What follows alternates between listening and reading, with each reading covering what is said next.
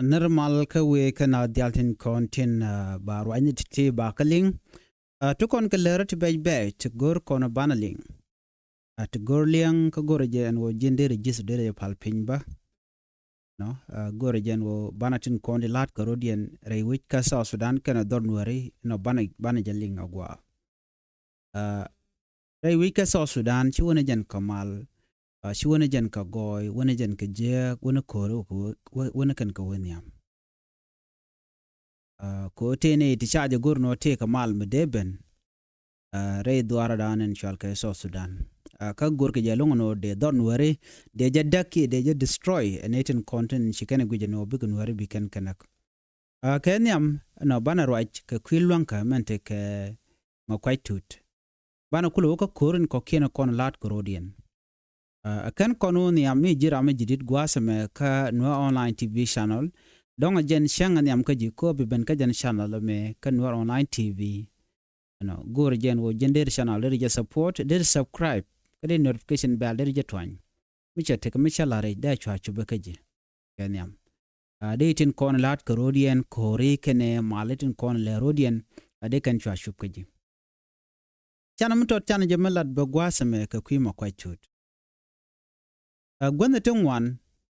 la kona raja long ka duoba dan en kwan nuere kwa ki influence ke je go kaneten content ke long ki te power mi lat kan wo cha kam ke mi shikan duor shikan lar na mo la ne te ngwala ka jaga ka dwal nere duan nuere la nuere la kan dwal special nuere dwal kan long ko go mi chala no ngaka me go nuere la kan dwal ka je no shin nuer che deriet mi roi guk che dem to adwala mo teten no andwala mo karwade mu kon roi ku kwire maka nuer jaga nuer ko bi kenede konti la guk bi ken ko gor anyok michi gong micha kech re doan nuer la ne tu ngala kala delong kana ngaje no no mo che bogwa kodi kenede konon gor ko gugomo bika kech kamen jaga dana ladi mishi wote min ladi bigoka ajen menon kon ko en wale bana rach ke kwima kwaitut ano te ke misha kek anete kon shal ke tet tet chika rach ke kwi wurnya garek chicken jom to kan lat ke kwide kene ke 1992 itiada lat kene jang no sha malakal sha ja kondek wurnyang wunyang jene gok Nuer spiritual leader mitika power midit ka take influence kan Nuer ideal me dor che lok che jona na wud banawut no wa jen lat ke makwai tude jen raja dana be ketet ko tet kam dwal midit no tet antame jen sha yunen no dwal ken chol kan kot no lwangne gor ko bane nak ma kwach ngai kon dialo no mone yakach men biya kul ngajene ne jor mena kan kona kana guje no gwaye alaken la lodi na te the long gwada dan en te kon ke disunity men channel dan nok men doy kor dan kone shal nuerga nuere gwada liu konten kam ne kon la lodi la te the long kan jor de alati la kana no long mi shala dun wochin nuere yi yori nak ke chin nuere shori disorganized charodian ling no ba wona ko te nuere ko ka to mo ke yo so na mo la te la ka kame talwa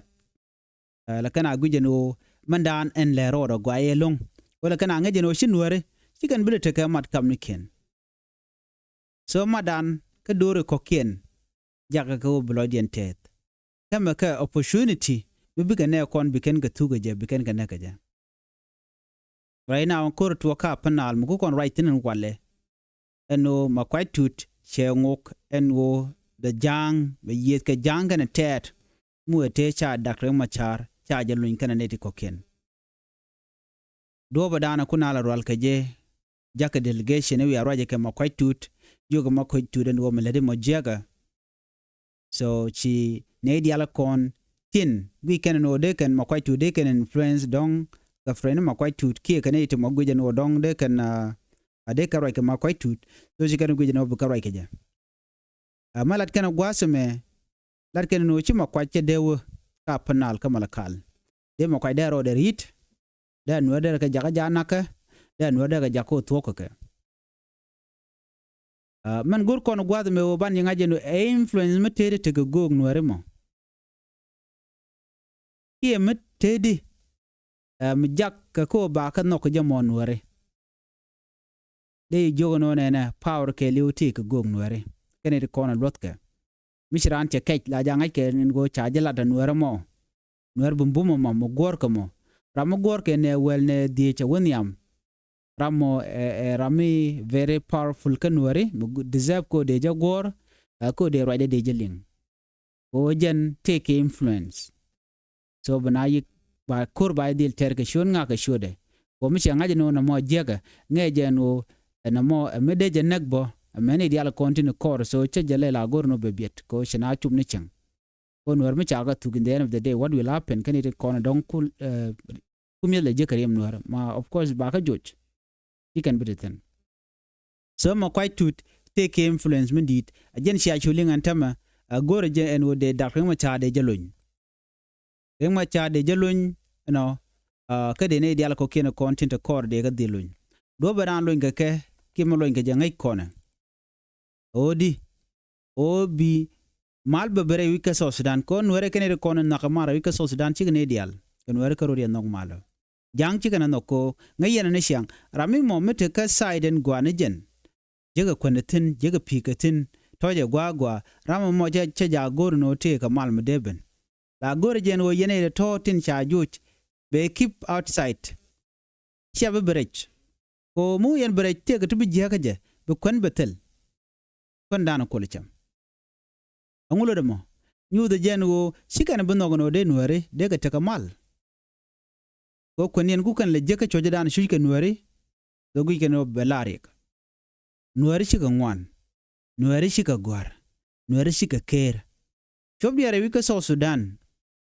ke ta dan de gore kume geje jaga kuma ko betegane to ngwana long amen let boni biketel so to have them no becan rodian secure bu kwenen becan secure ka kwigan ken ko ken konen de kan kalat o becan wer becan yi push out go the moment you malche ben a shamal cha nok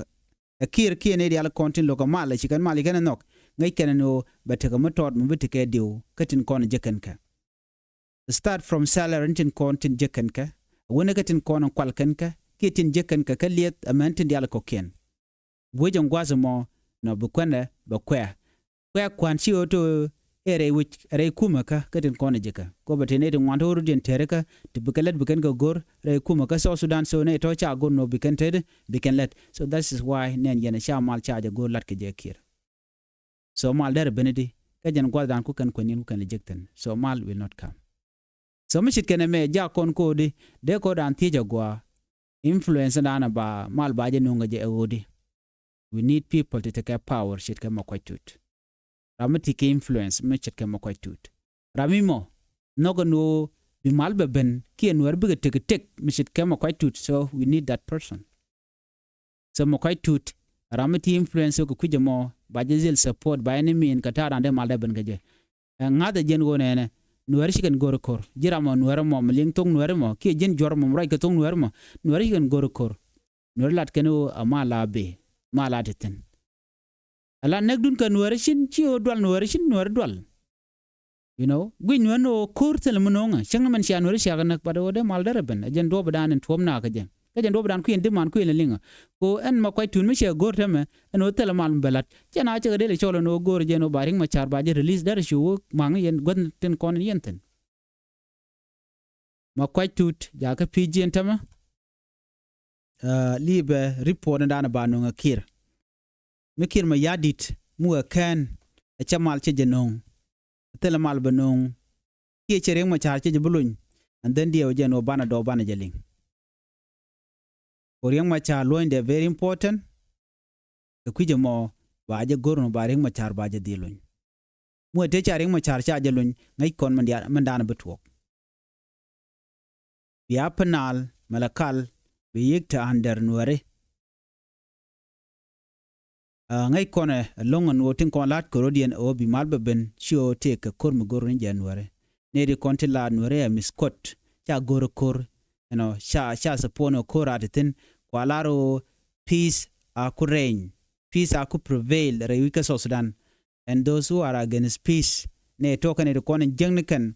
ngoro de tech la tok katin kon la na ti keje banete lanu mala be na te kamal der kula kendi cha support no de jil support mo kwai tu che nyu da no jen no ko mal su ku je mo ring machar baje diluin ka jo da na gor kon diale loin de jen bu mal bi no ngotel da dien bu mal be ben geje mal be ben ka loin dak machar jo chan lengwa sa me ngai kone ala kwer apnal ni kwang shorale shi kona ngajin wo take a statement micha megane ka gwade dan chola mo kwai tude no jin chideben ki chineku chikaden nang chikaden nongre which ka apnal de road rit ngai kone ala message dan etuk do badan chalat gwas me chima ngai kone man chalat wude shalka me James kwang shorale joge makwaje no jin rirodo chubere which ka penal ki kamalakal reason danan shi makwaje de wikeje kenelat but chalare jeno wonene en wo malakal adormi momete ka ne to wante dag lani ngam ken dak no rishi ka dak ka karo faji kam non ngu chalare jeno go teda de wite sha gorno ba displace ko riankan chamkan tin kon chamkan katin jikana ka kirma yadit ku karim nuer ku kan galetuk no ku gan wer ku chuj re nyach re kore kan re kemne ngam je chuj ram chuj so di mana ci kwang chejelat jenena jene chulun je chubu wi gwad me je goro je werka jongle wer bor ko gwad metel kore atina ngu goro mo gwad me chana goro no te ka kor mbutu oktin joga wer spiritual leader no ma kwaj so mi chikana me new the jeno en kwang is not ready kamal ti ready and instead of that ling no cool lana larana joke dia ba jogo no jeno ngum gore question number 1 ngum gore ke ngum balat ko shina bu woniam ken ko la tike yangara mutu ko ne dang ro mi ngade la na tike okay nguto ko balar to ko ne okay ka baje kapchong de den do dan ba kapchong bi kula lar ma kwai tu chelat jojeno en gore jeno baring ma char baje luñ wado lamba jelun bane diala ko kien ba kolun simple a simple demand no do no me kwang sholen instead of dong la ro ba jelat president kir ma yadit jalana jeno shuab raina mrai konene teade kan share realika bikin yin kan wore tead ke bizi ka baburan tikitin ko ken chen kre babur shi kan chen narar gat ken dial ngani ken dial chen kre babura ko jala sanctuary kakamo so tel ka gwadadin kenga bongna jem baburin teram de survive kaka ken ka dor mutot ku kan le jago ba ka use kirma yadit ko medan me to ko ni chana ene no chi kwang mobilization che jalat ko tet no ken ne ti chalga ti la jang ko mobilize ala gwele force ken abishok we anyenye kanware che nase che jadak already chi kona ngach nase jadak and then chalo ka fan gagwe je dang nyok so ajem ne ni na tama ko kwaje backup re nyale ram mo milan nuer ko kwang wun nuer jala governor what the reason ka kwire ko benwer bakana gwane tek nuere medan general kel ko kumes felayo anjen ram kel ko kumes felayo lo chunga nuer ngayer wandi ko la de kim yadi lakin yad la jala de jor but most people chigo been surprised when me she kwang chele la ram le liang no kum kirm yadit me dan la de ne kirm yadit jor antame chikon ngajen men chalat kan wore kan nasar kan fangak tane ngaje gwanu ne ko de kon la no the wool apanal je jedek already nasar jedek ulang jedek che lung shuk jedek che o ka fangak degeje wol fangak kan new fangak anyok gen no ku gre nyal ku kan use ne kana man gar tiene jeno nuer kwa lo use lo nakana question o nena raje chalan medan ko chala de gwanu en kirm yadi ram jeng nakana na no ka jana be tame chenyo lat bono chen goro chen nuer de menang madong ngum ko no la bom kaja karen yali ku displace chang na kem ni tama any store no mo store ba parwe ketin kono chalat ba parwe so message dana cha direct kama quite tut a very clear mu ben kama lakal ajen kor ajen kor kutile lawonena ngum belel chang dana chi ma chawak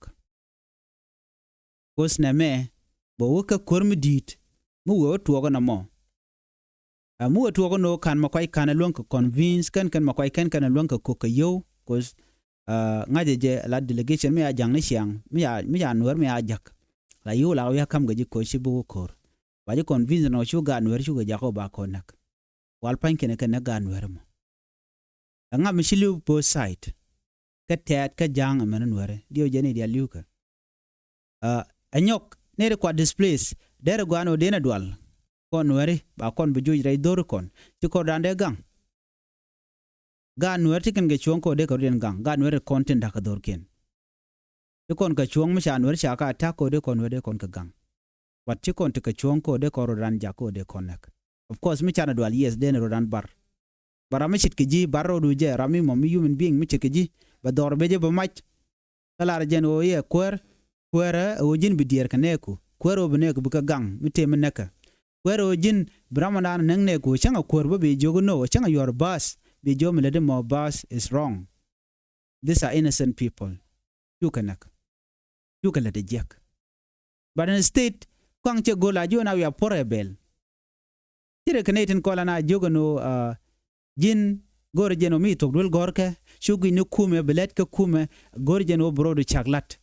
Lat be chak de keteleje foundation. And these are the people ten yogi no jin shi goro blood be gor kum goro lat. These are the people ten kon te kum pain ken ten kwa yole cham. Kwa ile takrar kenen go shuro do met. Wada mene. And you go and create job. They are telling you. Be a job creator. Ya gwe ni wan kum ka. Wal net raja mo kene ten kum nga kume jin kana han kene di ala konne ten. Teram la lay ba ko na mo kum lay ni. Me lay de ngaje no a different tribe. Ke dora di meta guardian then out kubet. Okay, nema kuma loin. Ki kuma yang tel manang konden. Mi je kon jo wi agorun lat ko kena de na ko mi sha kuma yang ki kuma loin. De na yoro din go la de kon cho ko jen kuma no ko dung do radian. But these are typically human being chet ka kon. Bigi jo no gor ka lat gwaseme loka ne gwa dan latin. So jen mi chet ka mana lero de ke so dan. E kene ne nang nuere but shube. Shun wer ben defend ka panken kan nuere. Is it not shame? She poach, Chirantia de poach, Kadishatity, Rander poach. So ma quite to demand a Mugwa Mugurki Robi Malbu Latok, I'll let what the Nuer people are fighting is for peace to come. That's it. Release Dr. Machar and allow peace dialogue. Jandana Gurka. Mukir Mayadi were Malway Jago but wano, a bed Dr. Machar Bajalun, then, but to go to but walk. So Janta down the thing. So Michaling I shall demand. Quite tut. The same thing, lat kume SPL ayuje. De kono gujeno quite tut jen a spiritual leader dong der gujeno jenon ka wit nuare. But kume SPL ayu already chol ken kirch mayadi no jen lo in Dr. Machar and all the political prisoners. Luinka. Look here. So a choice material take a kume SPL ayu. Ke kuma spela yo chai tok destroying nika match nika tamidan charing ma char chaje yen you kono no be can destroy goten kon tigatin kwa je spela yo dwaye ka match no dini SSPD of Kennedy Uganda sharin mat e kuma tedi mo logo je goraro ko beneka benak jana naga de 2013 naga nuare chaga jure wiki juba more than 25,000 chaga nak and point and kir ne pain and yale liure wika South Sudan and more than 400,000 people to she perish ke 2013 civil war. The look de ka wo birek machar brodo chung la kwere very simple thing. He should just have to accept ring machar de rodo chung. Ko jala very simple. Ram mo jeno gur jeno bana bagala sef jeno bana baga sef. Why don't you just go for election? Be election be jo la de ram je pada den. Aba kwer be jek. Why? So much it me gor kono de kono ngajina Ramadan long mal e kirmi yadit shiri machar. ek ma char goro mal but kir e jaram dana tikare so ngi kon kuma sfele ayun walle no joken kir no luñ dar ma char ke benero da gang benero da defen natanelu yetcha ti cha jogono ngum ter yena so chala no mentene ye o charanda chaje gela kwera chaje yen no ko lokir ma yadi logo be kume cha tan ke 2018 be jeladlet chit kamal ka lugu jeno ba kuin kwar ba jelalet so ram chit kana mo der aram te der ram gwa mu logo bi mal ba jer yale ka kamal cha tan yoredi reng ma cha li bana mal me were wiki juba we ne karwade ko chala no jin wer rei wich ba mal ba jo la titen and then kind of hesitate he went straight to juba ma cha criticize long ne tungwan eno reng ma char changulel cheroda jako ba je la de jekatet ko jaramadan eno go bo woni ba wo ka juba gwan mi mo chanka je ala prisoner cha changa la rami mo take freedom ko kana me jalni me dan men ba yenane jel kune la ne tungwan la no she surprise no yan kaje but a surprise ne reng ma char yende instability re wike so Sudan ko ba ne dialo kontin kwa ku chonja kel ba kan nak ko cha jode cha jibile gor bajelin reng ma char shire ke makwatut ko tene de wan gor ke je jode a very strong ko jode strong ko take influence e masno de je respect ka ta dan take je but cha yen ni chi konen ka South Africa cha jo mu ke cha jo yen te kan darawa saris ke rundang ro ke rundang dok cha je le wonnun ke 2018 yo mal ko be nyoto tani ke ne kir aja wan ken ba je silent but bongot ka minyana to ngum gor kono gwasme gor kono mal kir mo ko mal be kir ma yadit ba mal be jenong but kir mo ko mal tel do mo be mal ben ke je so right now Colin Shalke kuma spila yo ken Nuer special leader awona ken Nuer wai ami reng ma chara lo ke je amala be re which no na shingagwa anetin consular refugees a kalore which no ane dial got ken karel ka a politician real road yanaka ko queen kware and then things big show go but kir she ready odi kir ma yadit a changa ni constitution and the real kala bongon kana kontok unification of force cha dem lat ko cantonment sign dial kon kuma spila yotin chaga daga dial what remain tell me remain kajan la kula gor kano jin mu ngeje jin kwer bedel charka do bdan nem ci gor yeno ne ko bukliw ne ko kula gorum biga ne ko kuyunka ne ko dere katit yedu ga ne ko ajen do bdan en bi mal bakula ben gaje but right now Kir is not ready. Kir is never ready. So mu gor kamala both side bikan mal bikan deal nok Kir ba mal bajen nok ko bunwer bu mal bikan nok men ko mesfilayo but systematic way of kwanur ko target na kere nyale I think they je kon shall learn we learn a lot Kir naga na kon kere nyale kana kum Uganda ngum ngot ka kon tele mungot jo yana ngaje na mon tele mungot so for that reason gor jeno binarin dil gang binarin different o Kir mo gore long kan werati te dong de kula vote ke de kwarken kula vote chankel mi ko kwar sheben ke cha gore ke re wika sos yen mo ko displace ke je what do you think jiram de kel yana Kir mo yadit gwi jeno jin bu ko kwari a bishop bir bay no no shung rodo ke ba jilok ring ma char ku ken lo shi kwar kero de bele shung ka kuin kware but ke jin ladungu but ne jin koran ke bro do chung mo dong ci position cheben cheta mtene ti bit tabande ng bit ken ne ko ken bit ken they are waiting for election run bu ben ka don ware no lo ganei kwanyane mne do shiang mne lat kray na gwada me won wer ga miliu ka men nakake they are keeping quiet bit ke gwad mi mo kwan wer kwa ka bom day and night joye kere doroken wanga teken gwad tiketina tel ram dier kake but tomorrow when it is time for election time that can benefit this politician they will come to Nuer community help us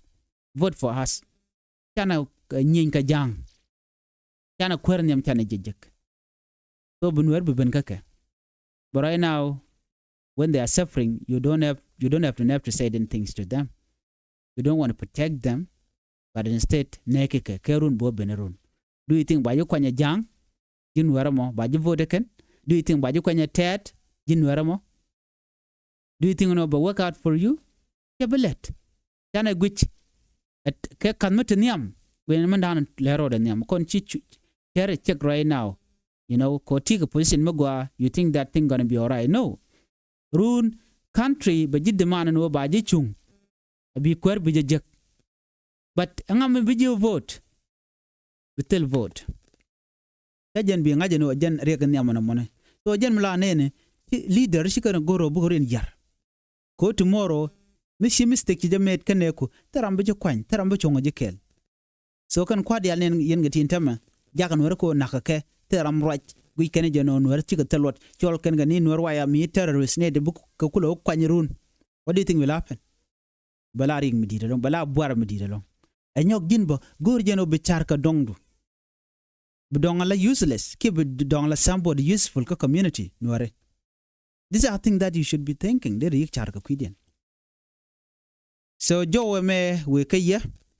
ka tin dial tin kont lat ko de we ka South Sudan right now people are waiting for Kirmaya to respond be respondedi ki ngum balar enono lep ke Kirmaya dit ki ngum balar ka rajadana chalat a queer and la Nuer special leader enono ngum belel jen bangut alo che mroy chalat de makoy tut che jalat ki ba go be choose ne kor. So these are the two things in banalinga kor gwasenbe especially kenin dang roti beten be kon sugdu ko ken banakaling me kan makoy tut kana longa convince then be kor batwok komo waje long then tel kor batwok then be Nueri bugo chungot under marginalization and ana take ten won naga dan naka nan won individually ko naka kon in part nasser bugo natin bugo na fan gak bugo naka lungushuk bugo naka panyijar gwadi ala to naka kon separately yo chikona be gwakel la native Nuer la kan Korean ter Korean ba kan nak biga bet ba Nuer nyoko mi kwa ga tag ba kan nak biga bet. What is it for us? Work on unity. Unity is the key for what ka kon kirga me shaling kama kwaj native content together ga Nuer ngwan Nuer kon jelga kel ko ngeje no la power janika mi ba kon nego jang kana tet ke bar ke morle ke kon gor baran mat. Please, we need to encourage ourselves. Unity matter kakon ya kon be respect do ko ken metal kon unity. When we have unity is the key. Unity is weapon ko bi ane kon na ka ye tilar ki jeng siang then bi akulu lon ko bi aka joj but not when jino bidi na ka Nuer ku you don't want to say anything. What will happen na me ba kon jago ba kon channel lon ko gwan bar chana chonkel ko cha kon bila de jek netin kon la de kon jek long na kelas Nuer community as Nuer society ki Nuer kel wi mon kon e dial kon shal Nuer ani biya te kamal ban yo jigale radian chuche poro jino jin be subscribe mi jiram judit kan online TV channel ko bi ranin kon lat ko rudin bukan chamala shukuji ani biya te kamal bye bye.